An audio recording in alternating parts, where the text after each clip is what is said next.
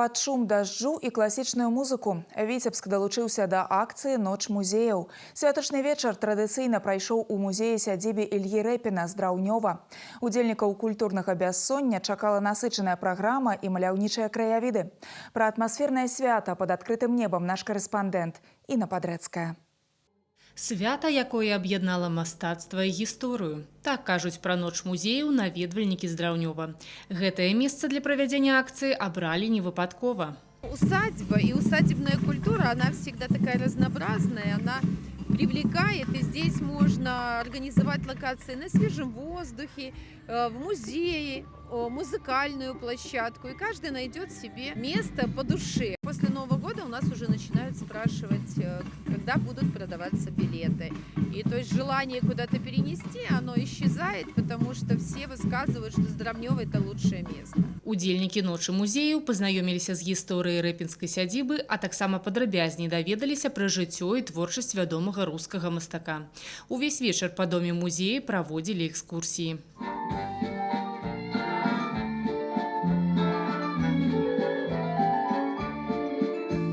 На некалькі гадзін з Драўнёва ператварылася ў вялікую арт-пляцоўку. Пад адкрытым небам канцэрты класічнай музыкі. На вулічнай сцэне выступілі сімфанічны аркестр Віцебскай абласной філармоніі, а таксама творчыя калектывы Санкт-Петербургскага дзяржаўнага універсітэта.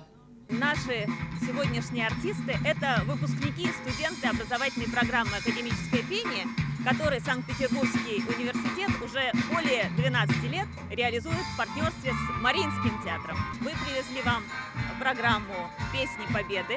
Падрыхтавалі арганізатары і шмат інтэрактыву. Пляцоўка народнага клуба гістарычнай рэканструкцыі, шоу «Славяна-городская барацьба», гульнявыя праграмы для дзяцей, майстар-класс па ганчарстве. Все интересно.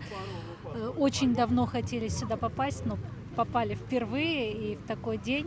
И даже погода не помешала нам в этом. Второй год уже как мы ездим. Нам нравится. Просто обстановка нравится. Люди гуляют, мы гуляем. Попробовали драўнёвский чай, очень вкусный. С пирожками, да.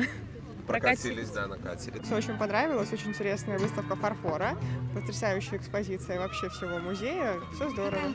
Штогод да культурнага вечара ў музеі-сядзібе Ільі Рэпіна далучаюцца сотні людзей. Пастаянны гость ночы музея ў Драўнёве – кіраўнік вобласці Александр Субботин.